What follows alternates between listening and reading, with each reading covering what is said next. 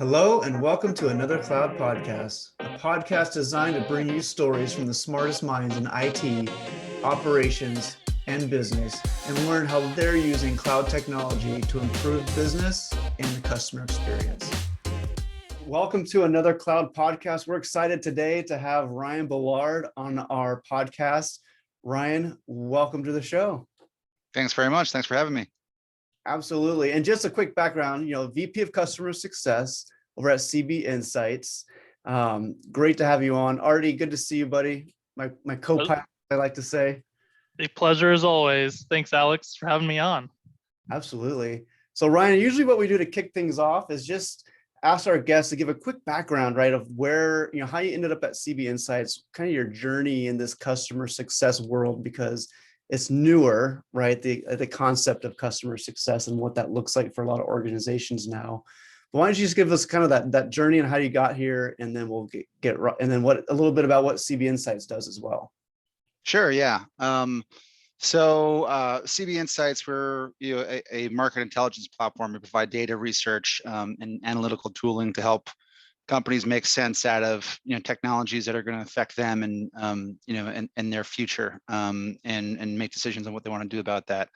My background, I started my career in sales coming out of school, and I made the transition over to customer success after a few years in sales, doing radio advertising sales, doing local advertising sales.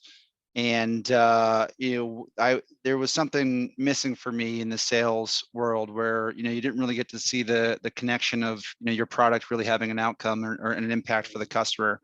It wasn't, I wasn't getting fulfillment from it. And so I had an opportunity to join an organization called Work Market, which at the time was completely beta product company. They didn't have a live product, they didn't have any customers yet. And I got a wonderful experience of being able to grow with them over the course of about 6 years, helping, just starting off by just, doing everything that I could inside the organization. A lot of hands-on with the product, and thankfully had the opportunity to start managing their first customers as customers started to come on board. As time went by, I was able to grow the team there. And after about 6 years there, I had built up a small team of about 8 or 9 customer success managers, and decided to move to CB Insights at a point where I'd grown at Work Market. I had done a lot. They were in the kind of final stages of preparing to transition the company, either go public or be acquired. And they ended up being acquired privately by ADP.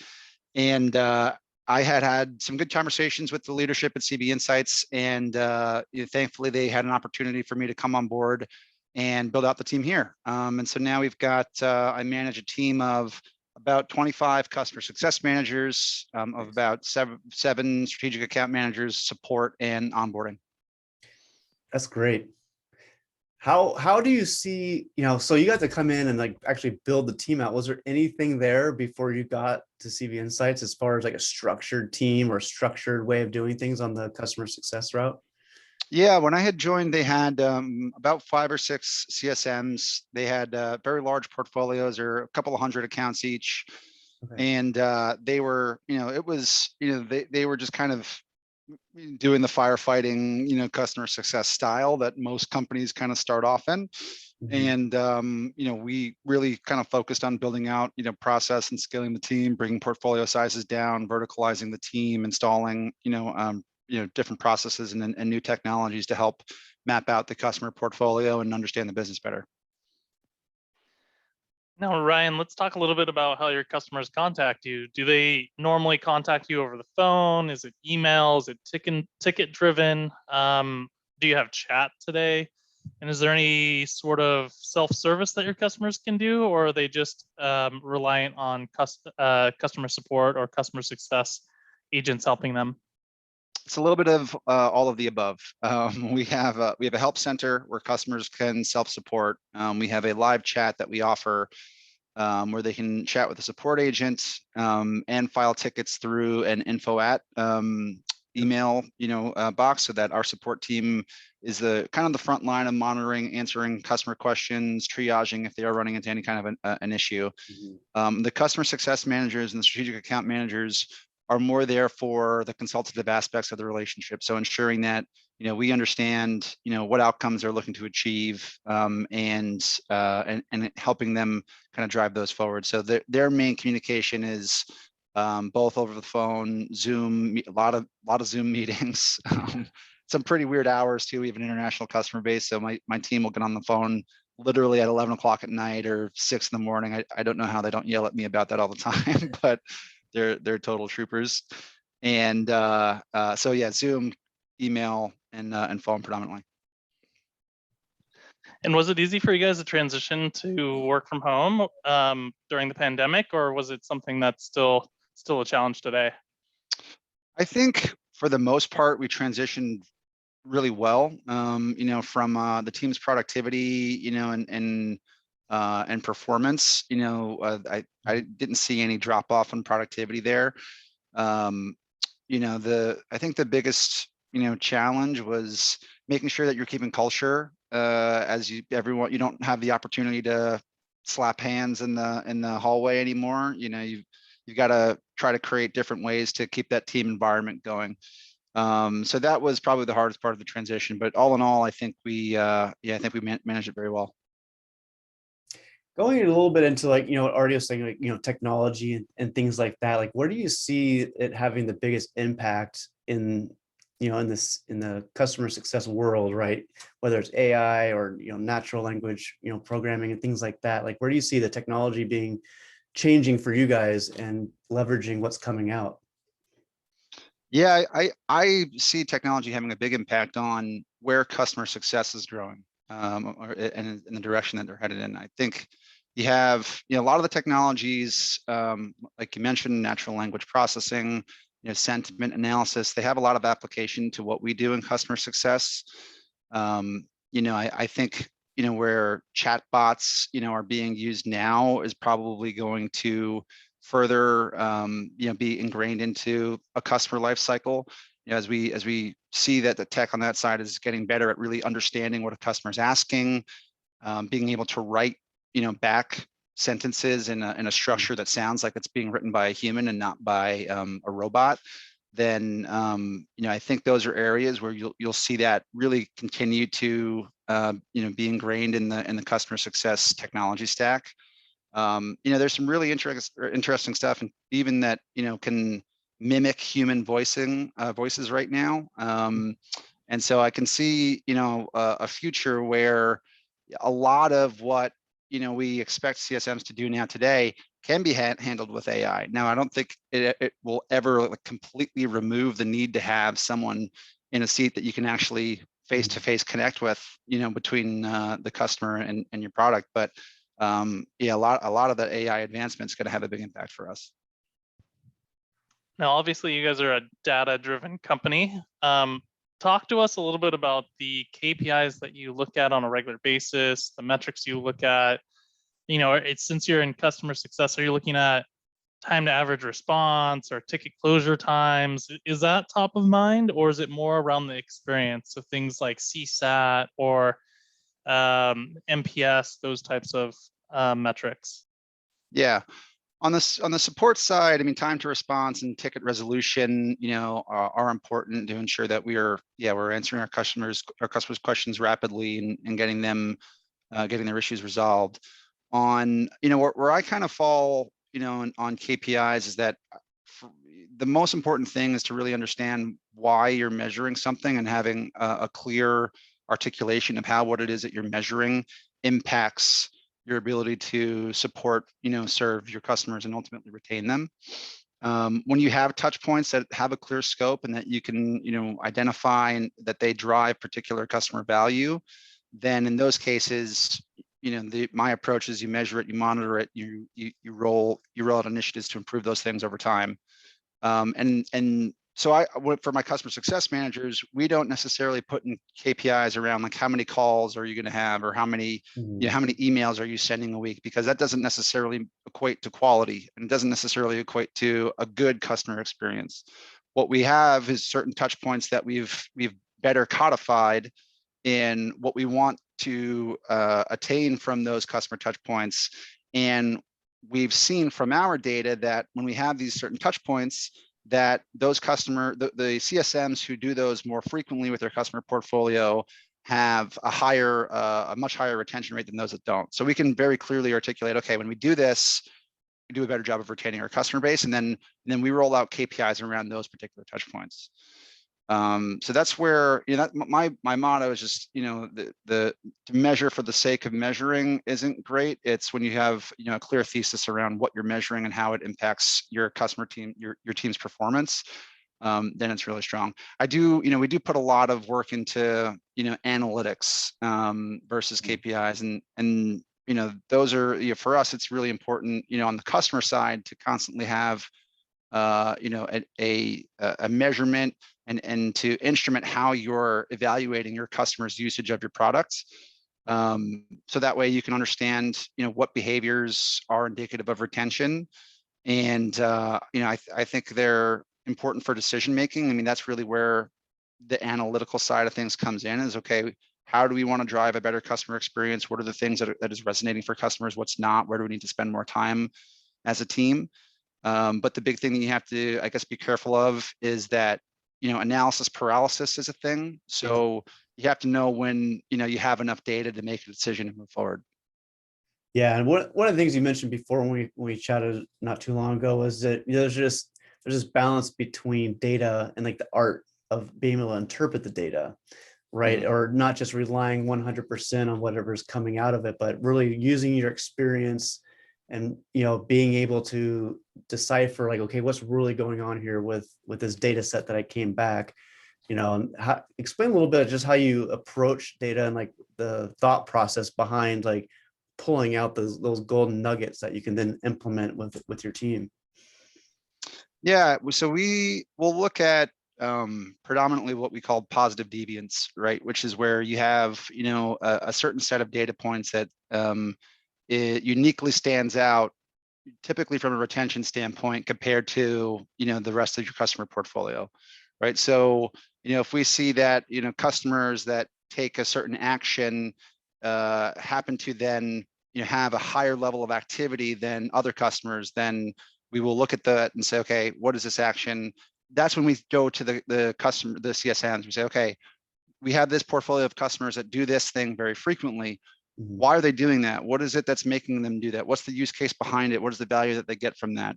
And then that way you can kind of use, their knowledge of their customer portfolio in tandem with what the data is showing to create maybe a better hypothesis of why you may want to drive customers to take a particular action. And also, like, which customers is it not relevant for, right? Like, that's as important to know, because, if you're, it's a waste of time if you're trying to drive a particular behavior that just doesn't fit for a certain portion of your customer base. We just did a podcast episode where we were talking about customer success managers, and they wear multiple hats. They are the retention specialists, they are the adoption specialists, they are the people who have to answer support questions sometimes. Sometimes they have to train someone on a new area of the product or a new area of how they could support them as an agent. So where do your CSMs or where does your team really fit into that? Do they still wear tons of different hats? And if so, what are the different things that they're doing on a regular basis? And then as a follow-up, how do they have to communicate internally with other departments or other teams to help support them with whatever their customer needs? Yeah.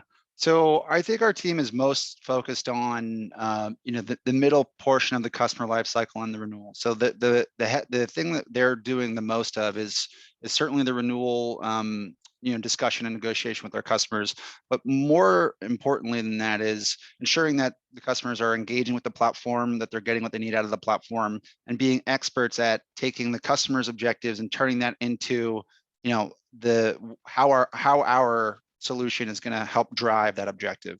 And so I think the most important hat is strong consultation and product expertise. The way that they interact with other teams across the customer base, across our internal organization, customer success, obviously by nature, is a very, cross collaborative role. So I think that, you have to be effective at, having those internal conversations and marshaling resources for your customers when needed. We have a close relationship. So with CB Insights, part of our product, as I mentioned, was research. So that's a really close relationship that our CSMs have. And we've created a verticalized alignment between pods of CSMs and pods of research analysts so that they can have a weekly touch point, discuss what's resonating with the customer base, what type of research are we not, doing as much of that we should do more of. We get ahead of what's coming down the pipe for the next 30 days, that they have an opportunity to inform the customers and make sure that they're prepped for reports that might be particularly relevant for them.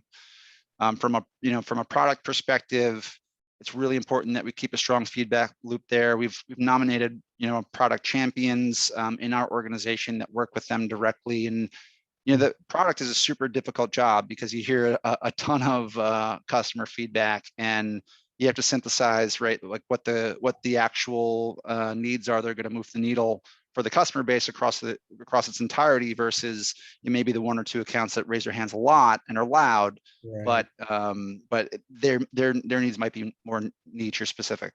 So we try to create an aggregated way of taking that feedback to the product team. We do submit tickets through Jira, and make sure that the feedback is consistent. But we have cadenced meetings both biweekly and monthly to essentially just sit down with the team and say, okay, here's everything that we've submitted. Here's all the stuff that we've submitted previously.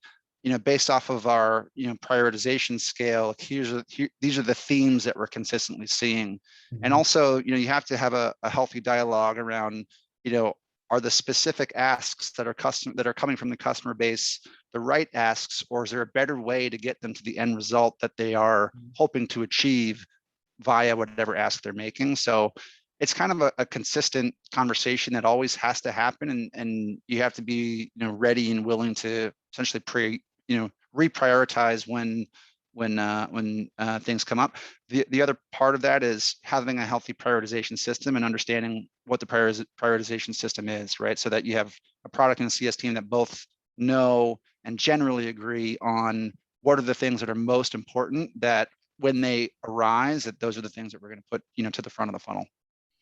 Yeah, absolutely. And I think, cross collaboration, we hear it time and time again about how your teams need to be able to communicate with each other.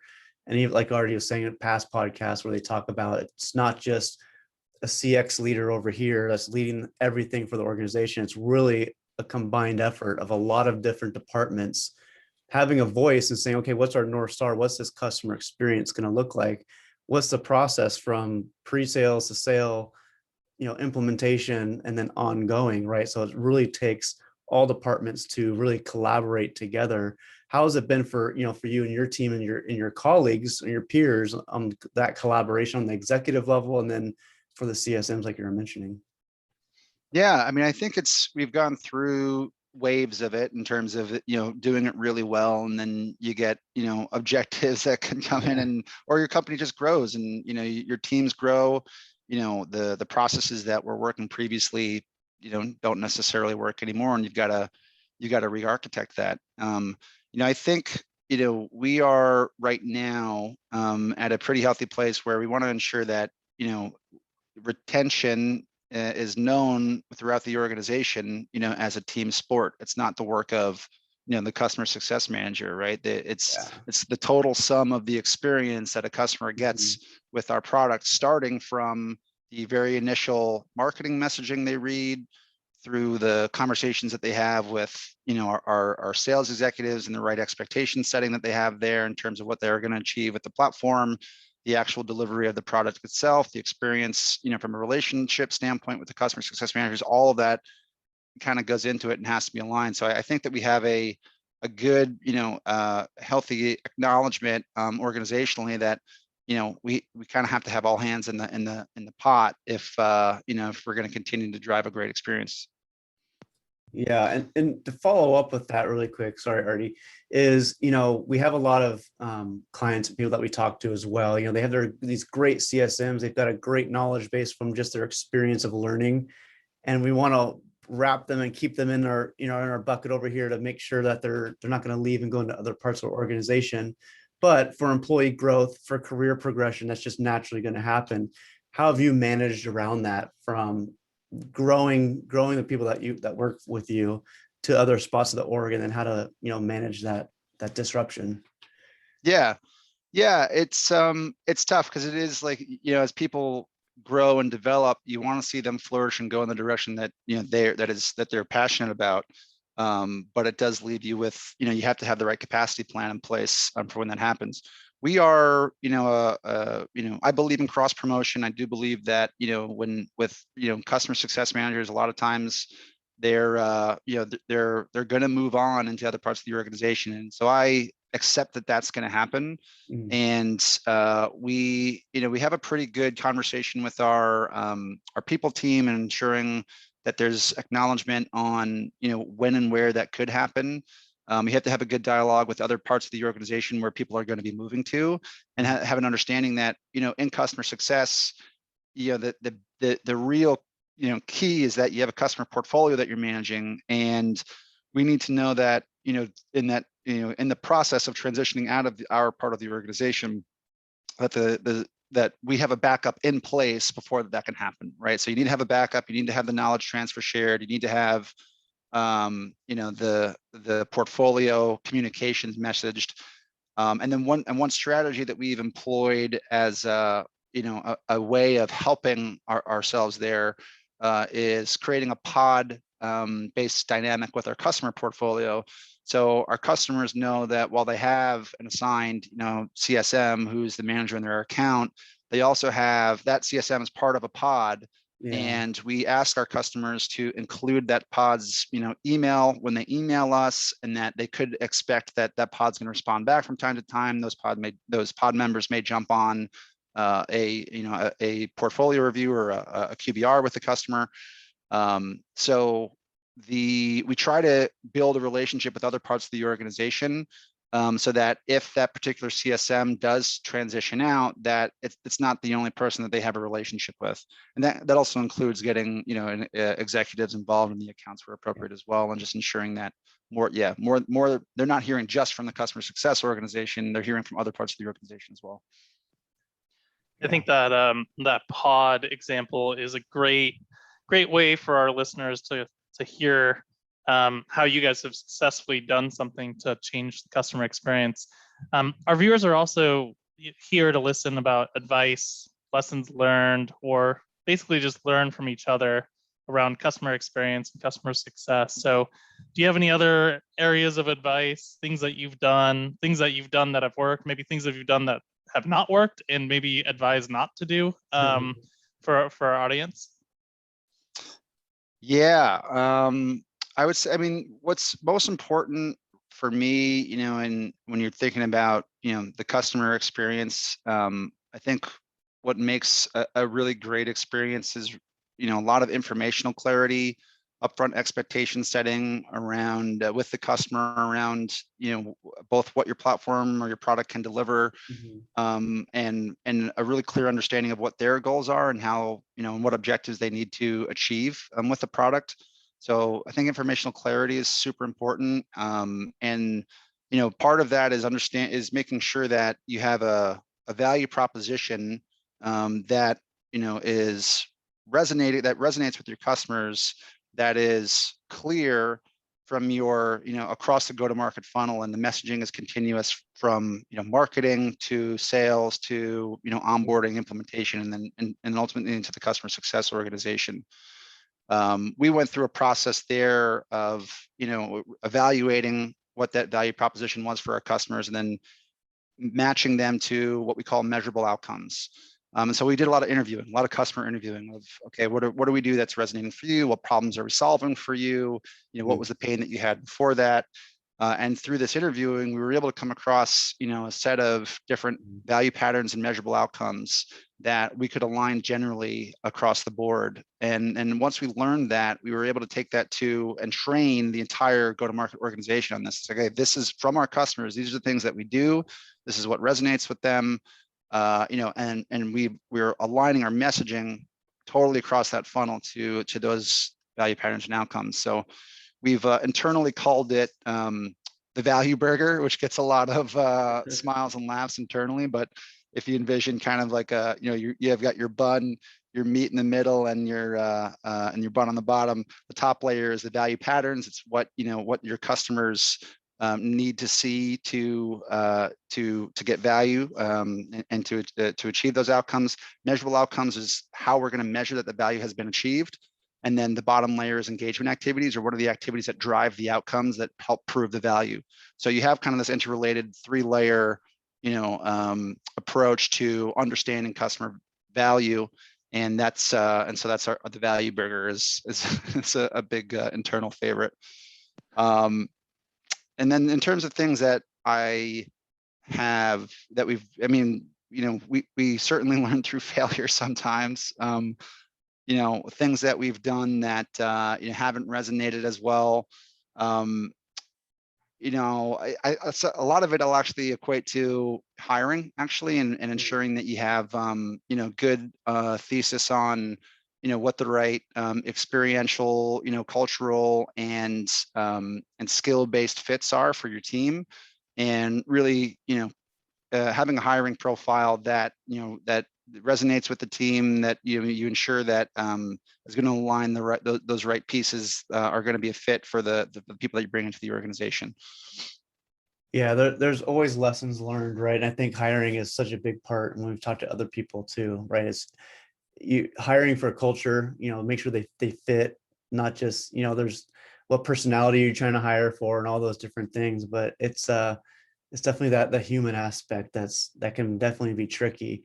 How is that shaped? How is that, hiring people, like just the leadership side of your career, with people that have kind of helped get you to where you are today, like any like mentors, and how that's advanced, and how you look at that with the employees that you manage?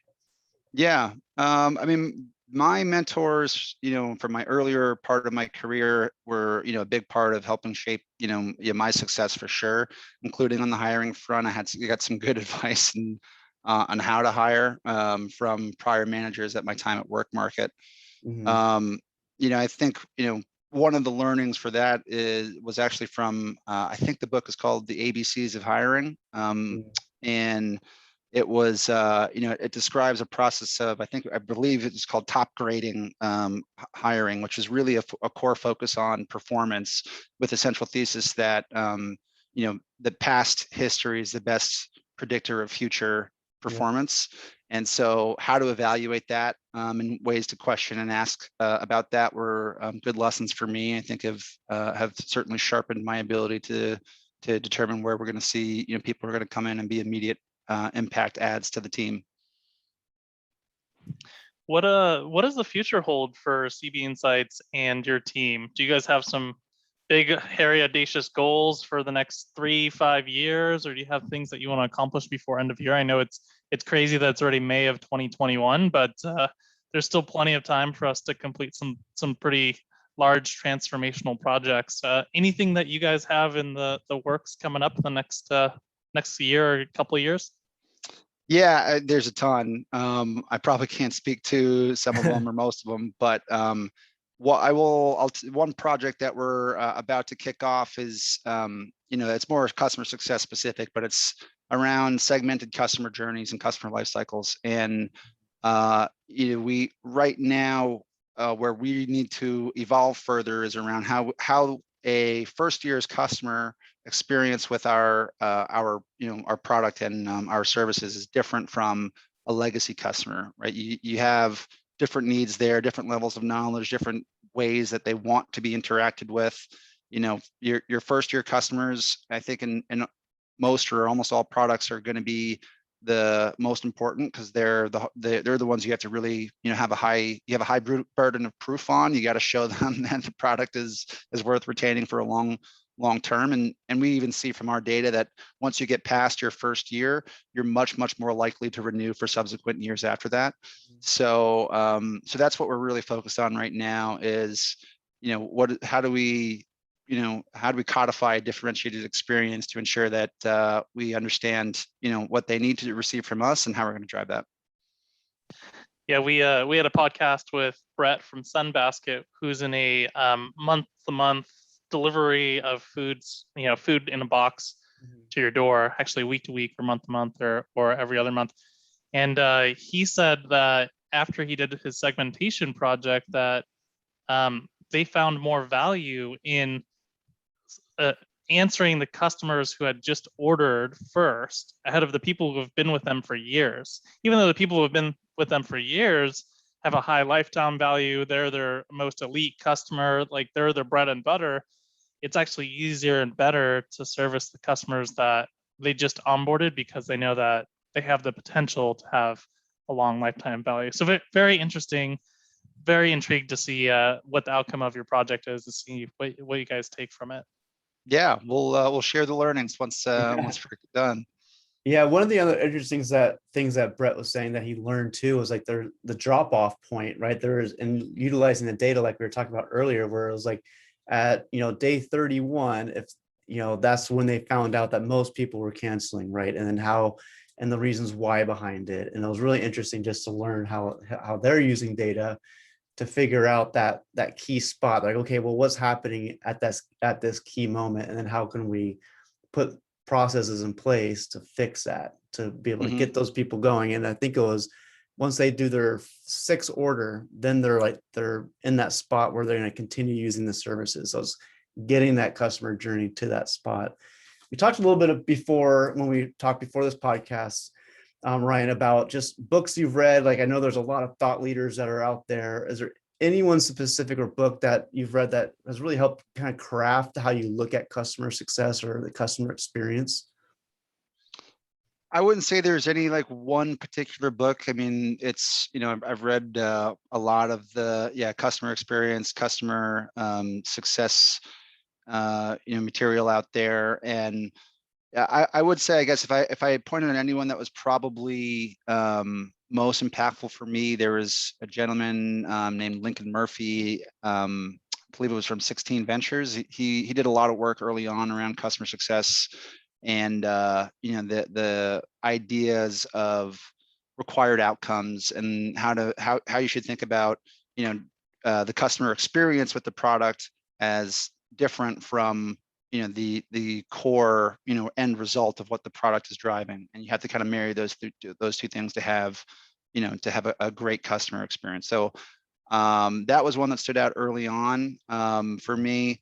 More recently, a book that I was reading, it's called The Power of Moments, and it's about just how you create a delightful customer moment that is memorable and will last with your customer. And so it goes into some of the a little bit on some of like the science of like how people remember things, right? They usually will remember the very first and last parts of an experience, and pretty much everything in between gets lost. So they talk a bit about that. There's this great example of a hotel on the West Coast that has something called the Popsicle Hotline. So it's like the hotel, everything about the hotel is generally it's a nice hotel, but it doesn't stand out necessarily in terms of its competitors. But one thing that they do is when you go to the pool, you like pick up this red phone, it goes to the front desk, and there's a waiter comes out in like white gloves and a silver platter and just brings you a popsicle, and like it's free, you don't have to pay for it. And it's just like that experience in and of itself, it's surprising, it's delightful for the guests, and they remember it, and they rate the hotel very highly because of that experience. So it goes into like how you can craft that type of a moment for your customers. No, I love that. I love those little hidden, we like to call them secret services. It's a secret little service that allows you to remember a powerful moment. So we're coming up on time. We've hit a lot of different topics, but we always like to end with one of our favorite questions. We're all consumers of products, so oftentimes we have some pretty good and bad experiences with companies that we use. So putting you on the spot a little bit here, but we'd like to ask, when was the last time you had a good experience with a company or a brand, and what was it, and what made it such a powerful moment? I got a good one because it just recently happened. There's this new service in New York called Taste, And what they're doing is they're bringing New York, Michelin quality or very high quality restaurants into kind of the delivery scene. And where I live out on Long Island.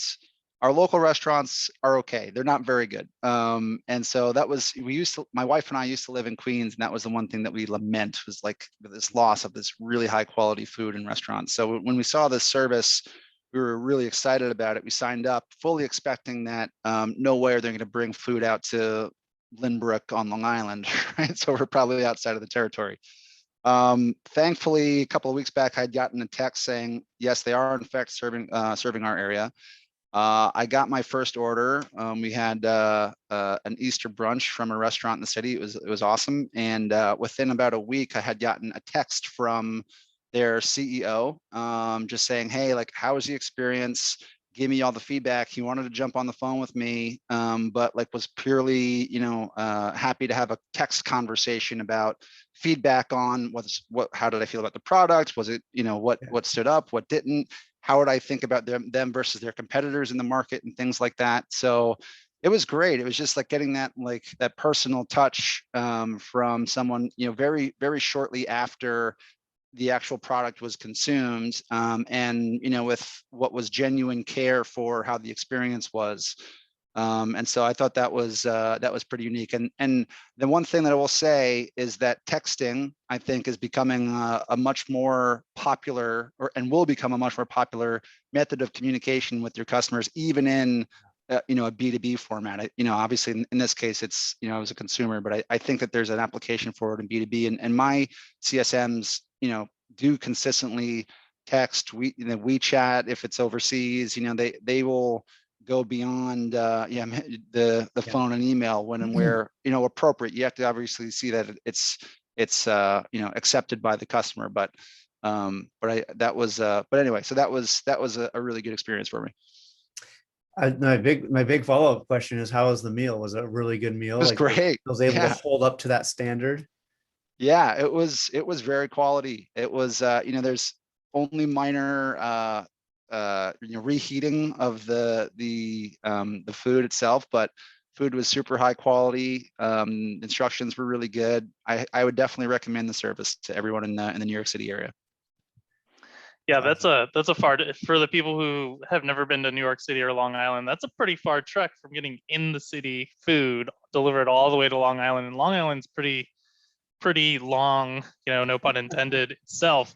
So just getting out of the city could take you a long time, let alone getting across to its delivery point. So that's a huge testament to a company that's trying to master the 5-star, the Michelin star white glove service, delivery service for food, because there's lots of companies out there that are commoditizing that space, and they're cheapening it a little bit. It's like the free delivery, or sign up to become a member and you get $10 off your next order, that type of stuff, or refer 10 friends and you get all. And that's, it's good to hear that there's a white glove service that's out there. But Ryan, it's been an absolute pleasure having you on the podcast today. This has been an amazing episode. Once again, Alex, thank you for hosting, and looking forward to everyone joining us on our next podcast. Yeah, Ryan, thanks for coming on. We've really enjoyed it, and we can go for hours when it was talking about all this stuff, but we appreciate you taking the time out of your day. It's a lot of fun. Yeah, absolutely. Thank you so much again for having me. It was great. You got it. Well, that wraps up the show for today. Thanks for joining, and don't forget to join us next week as we bring another guest in to talk about the trends around cloud contact center and customer experience. Also, you can find us at adleradvisors.com, LinkedIn, or your favorite podcast platform. We'll see you next week on another Cloud Podcast.